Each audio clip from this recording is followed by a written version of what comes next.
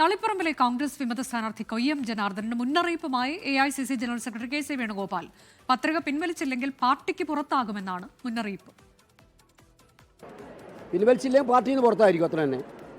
പിൻവലിക്കാൻ 5 മണി വരെ കാത്തിരിക്കും. ഇല്ലെങ്കിൽ പാർട്ടിയിൽ ഉണ്ടാവില്ല. അത്രേ ഉള്ളൂ.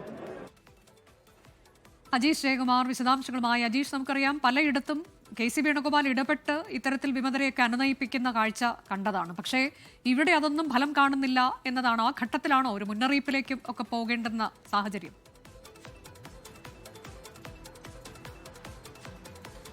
രാവിലെയും ഈ KC വേണുഗോപാൽ കൊയ്യം ജനാർദ്ദനയുമായി സംസാരിച്ച അനുനയത്തിന് ശ്രമിച്ചിരുന്നു. പക്ഷേ അദ്ദേഹം വഴങ്ങിയില്ല. ഈ സ്ഥാനാർത്ഥിത്വം ഈ പത്രിക പിൻവലിക്കില്ല എന്നുള്ള നിലപാട് തന്നെ ഉറച്ചു നിൽക്കുകയാണ് കൊയ്യം ജനാർദ്ദനൻ. അദ്ദേഹത്തിൻ്റെ ഒരു ആവശ്യമെന്ന് പറയുന്നത് തളിപ്പറമ്പ് മണ്ഡലത്തിൽ കൈപ്പത്തി ചിഹ്നത്തിൽ ഒരു സ്ഥാനാർത്ഥി വേണമെന്നായിരുന്നു. അത് TK ഗോവിന്ദനായിരുന്നാലും ആരായിരുന്നാലും സാരമില്ല, കൈപ്പത്തി ചിഹ്നത്തിൽ ഒരാൾ വേണം എന്നുള്ളതായിരുന്നു അദ്ദേഹത്തിൻ്റെ ആവശ്യം. അത് പ്രാദേശിക തലത്തിൽ പല കോൺഗ്രസ് നേതാക്കളും ആവശ്യം ഉന്നയിച്ചിരുന്നു. അതിൻ്റെ അടിസ്ഥാനത്തിലാണ് താൻ സ്ഥാനാർത്ഥിത്വം നൽകിയത് എന്നുള്ളതായിരുന്നു കൊയ്യം ജനാർദ്ദനൻ്റെ നിലപാട്. ആ നിലപാടുമായി മുന്നോട്ട് പോകാനാണ് അദ്ദേഹത്തിൻ്റെ തീരുമാനം. എന്നാൽ കർശന നിലപാടുമായി നടപടിയുമായി മുന്നോട്ട് പോകുമെന്നുള്ള തന്നെയാണ് AICC general secretary KC Venugopal ഇന്ന് വ്യക്തമാക്കിയിട്ടുള്ളത്. ഇന്ന് വൈകിട്ട് 5 മണി വരെ പത്രിക പിൻവലിക്കാനുള്ള സമയം വരെ അദ്ദേഹത്തിന് അവസരമുണ്ട്.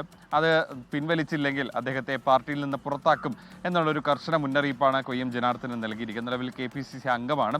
നേരത്തെയും അദ്ദേഹം വ്യക്തമാക്കിയത് പാർട്ടിയിൽ നിന്ന് പുറത്താക്കിയാലും കുഴപ്പമില്ല, താൻ പ്രവർത്തനവുമായി മുന്നോട്ട് പോകും, തന്നോടൊപ്പം തളിപ്പറമ്പിലെ പ്രാദേശിക കോൺഗ്രസ് പ്രവർത്തകരും ലീഗ് പ്രവർത്തകരും ഉണ്ടാകും എന്നുള്ളൊരു ആത്മവിശ്വാസമാണ് കൊയ്യം ജനാർദ്ദനൻ പ്രകടിപ്പിച്ചത്. എന്തായാലും കോൺഗ്രസിന് തളിപ്പറമ്പിൽ വലിയ ആത്മവിശ്വാസം ഉണ്ടായിരുന്നു. ഈ PK ശ്യാമളയ്ക്കെതിരെയുള്ള എതിർപ്പൊക്കെ അനുകൂലമാക്കാൻ കഴിയുമെന്നുള്ളത്. അതിനെല്ലാം ഒരു തിരിച്ചടിയാണ് ഈ കൊയ്യം ജനാർദ്ദനന്റെ സ്ഥാനാർത്ഥിത്വം.